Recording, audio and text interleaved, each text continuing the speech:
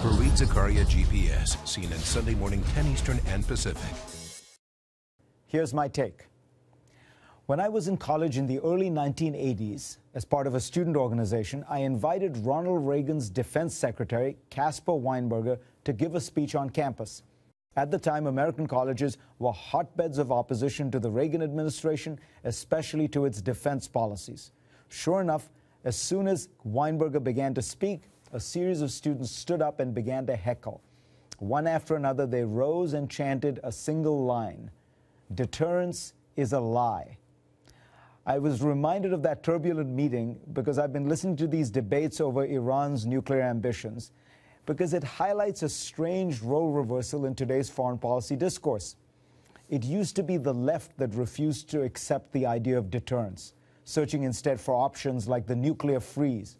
And it used to be people on the right who would patiently explain the practical virtues of deterrence.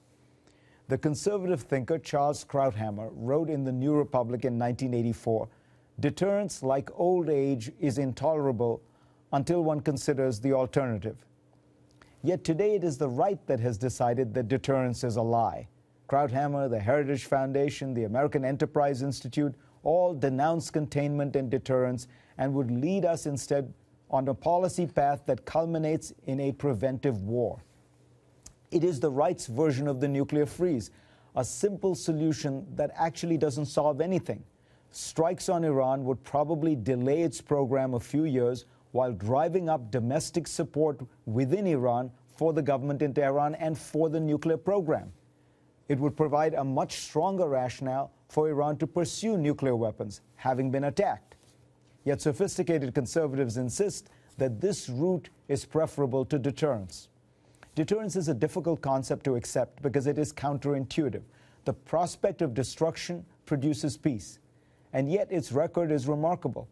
Great powers went to war with brutal regularity for hundreds of years.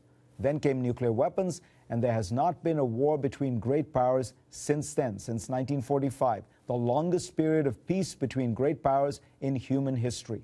The United States and the Soviet Union had a more intense and far-reaching rivalry than almost any two great powers ever. Each thought the other wanted to destroy its way of life. And yet this rivalry did not result in war. Both sides were deterred. So also with Pakistan and India, which fought 3 wars before they had nukes and none in the 40 years since. To gain credibility with his conservative critics and with the current Israeli government, President Obama has gone along with them, ruled out containment, insisted that he does not bluff, and spoken of a window of opportunity for negotiations. This might prove to be a mistake. It boxes the United States in, limits Obama's options, and forces him on a path that could push the United States into an unnecessary preventive war. Look, anguish over the prospect of an Iranian nuclear weapon is understandable.